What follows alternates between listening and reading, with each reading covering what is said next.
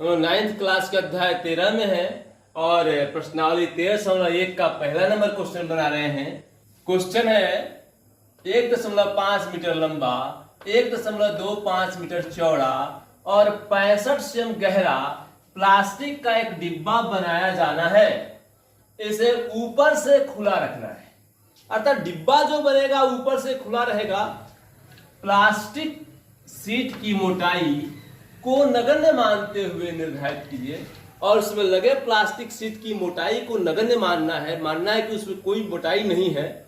और हमें ज्ञात करना है डिब्बा बनाने के लिए आवश्यक प्लास्टिक सीट का क्षेत्रफल, कि उस डिब्बा को बनाने में प्लास्टिक सीट का क्षेत्रफल क्या लगेगा तथा इस सीट का मूल्य और जो प्लास्टिक सीट उसमें लगा है उसका मूल्य क्या होगा। यदि 1 मीटर स्क्वायर सीट का मूल्य 20 रुपया है, अगर 20 रुपये प्रति मीटर स्क्वायर सीट अगर मिल रहा है तो उस डिब्बे को बनाने में प्लास्टिक सीट जो लगा है उसका कुल मूल्य क्या होगा। इसे समझने के लिए एक छोटा सा उदाहरण लेते हैं हम लोग। जैसे यह डब्बा है, देख रहे हैं आप लोग, इसमें चारों दीवार जो है सो है, इसमें आधार है लेकिन ऊपर से यह खुला है। तो इसका मतलब हुआ कि इसी प्रकार का डिब्बा बनाना है तो इसमें चारों दीवार उपस्थित है और आधार भी है लेकिन छत नहीं है इसका। तो इसका मतलब हुआ गत्ते का क्षेत्रफल अगर हमें बताना हो तो इसके चारों दीवारों का क्षेत्रफल और आधार का क्षेत्रफल निकाल करके अगर जोड़ दिया जाए तो हम इस डिब्बे में लगे गत्ते का क्षेत्रफल बता सकते हैं। उसी प्रकार से यहाँ प्लास्टिक का डब्बा जो बनाया जाना है उसमें चारों दीवार है और उसका आधार है लेकिन ऊपर से छत नहीं है। अर्थात उसके चारों दीवारों का क्षेत्रफल में अगर आधार का क्षेत्रफल जोड़ दिया जाए तो हम उसमें लगे प्लास्टिक के सीट का क्षेत्रफल ज्ञात कर सकते हैं। आइए देखते हैं कैसे निकालेंगे उसे। हल करते हैं इसे हम। दिया है कि 1.5 मीटर लंबा यानी प्लास्टिक का डिब्बा जो बनाना है उस डिब्बे की लंबाई जो है अर्थात L यानी लेंथ जो है वह 1.5 मीटर का है। उसकी चौड़ाई यानी ब्रेथ जो है वह 1.25 मीटर की है तथा 65 सेंटीमीटर गहरा बनना है डिब्बा। गहरा ही ऊंचाई होता है। जैसे इस डिब्बे को देखिए, बाहर से देख रहे हैं हम लोग तो कहेंगे कि इतना ऊंचा डिब्बा है, लेकिन ऊपर से आके ऐसे देखते हैं तो कहते हैं कि इतना गहरा डिब्बा है। तो गहराई और ऊंचाई एक ही चीज है, इसलिए यहाँ पे गहराई जो है 65 सेंटीमीटर दिया है वह इसकी ऊंचाई हो गई तथा h बराबर 65 सेंटीमीटर। अब यहाँ एक चीज देख रहे हैं हम लोग कि इस डिब्बे की लंबाई जो है 1.5 मीटर, चौड़ाई 1.25 मीटर तथा ऊंचाई 65 सेंटीमीटर दिया गया है। अर्थात तीनों के मात्रक एक समान नहीं है। दो के मात्रक तो समान है, मीटर है, एक तीसरे का मात्रक वह सेंटीमीटर में है। तो जब हम किसी भी चीज का क्षेत्रफल निकालते हैं, उसका परिमाप, उसका आयतन या किसी भी चीज को अगर ज्ञात करने का प्रयास करते हैं तो उसमें प्रयुक्त सभी विमाओं के मात्रक एक समान होने चाहिए, मात्रक अलग अलग नहीं होना चाहिए। इसलिए हमें तीनों के मात्रक को पहले समान करना पड़ेगा। तो ऊंचाई यहाँ 65 सेंटीमीटर है, इसको हम मीटर में चेंज कर देंगे। हम जानते हैं कि 1 मीटर बराबर 100 सेंटीमीटर होता है। तो यहाँ 65 सेंटीमीटर को मीटर में चेंज करने के लिए हमें 100 से भाग देना पड़ेगा। तो 65/100, तब यह मीटर में बदल जाएगा, बराबर 0.65 मीटर हो गया। अर्थात इस डिब्बे की ऊंचाई जो 0.65 मीटर हो गई। अब यहां पहला नंबर क्वेश्चन का जवाब देंगे हम लोग कि डिब्बा बनाने के लिए आवश्यक प्लास्टिक सीट का क्षेत्रफल क्या होगा। तो चारों दीवारों का क्षेत्रफल और प्लस आधार का क्षेत्रफल। इसलिए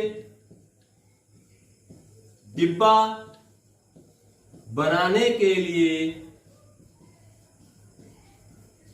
आवश्यक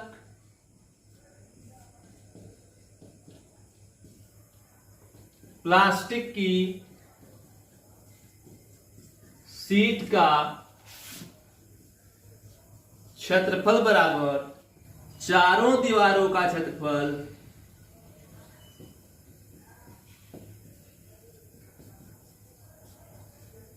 जोड़ आधार का क्षेत्रफल। तो चारों दीवारों का क्षेत्रफल जो होता है वह 2 into L plus B into H होता है।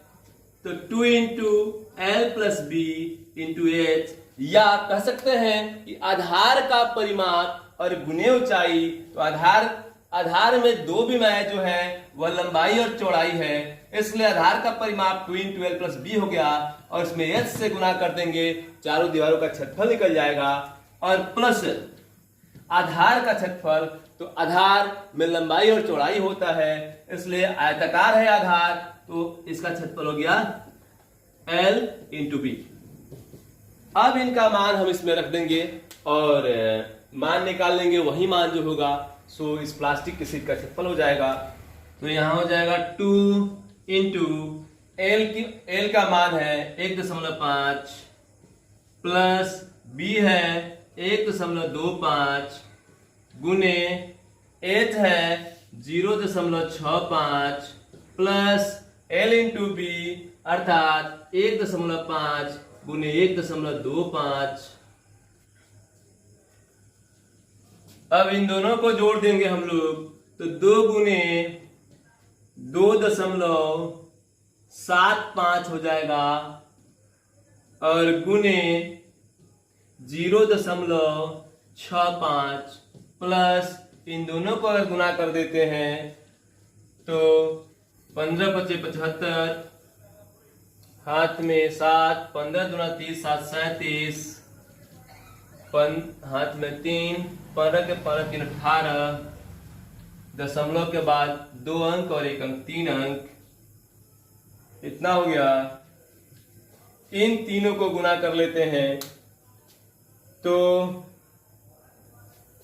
इन तीनों को गुना करेंगे हम लोग, तो 65 में 2 से गुना करते हैं तो 130 होता है, अर्थात यहाँ 1.3 होगा और 103 से इसमें गुना कर लेते हैं हम लोग, अर्थात 13 × 5 = 65, हाथ में 6, 13 × 7 = 91, 6 × 97, हाथ में 9, 13 × 2 = 26 और 9 = 35, दशमलव के बाद हो गया इसमें 1 अंक और 2 अंक 3 अंक, 3.575 और इसका गुणनफल आया है 1.875।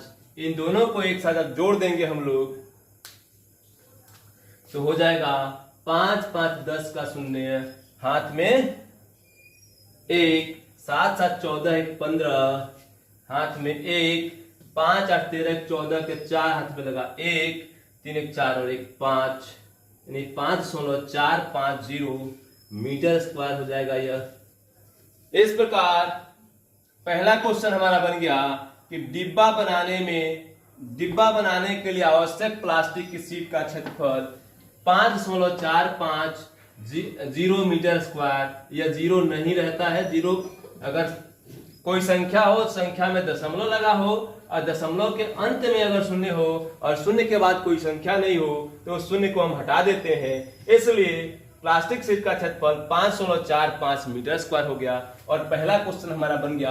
अब क्वेश्चन नंबर 2, ये शीट का मूल्य है, तो 1 मीटर स्क्वायर शीट का मूल्य 20 रुपया दिया है और हम आवश्यक प्लास्टिक शीट का क्षेत्रफल निकाल चुके हैं और इसमें हम लोग 20 से गुना कर देते हैं तो हमें शीट का मूल्य निकल जाता है। आइए देखते हैं 2 नंबर क्वेश्चन है कि शीट का मूल्य बताना है हमें। यदि 1 मीटर स्क्वायर शीट का मूल्य 20 रुपया है तो लिखेंगे 1 मीटर स्क्वायर शीट का मूल्य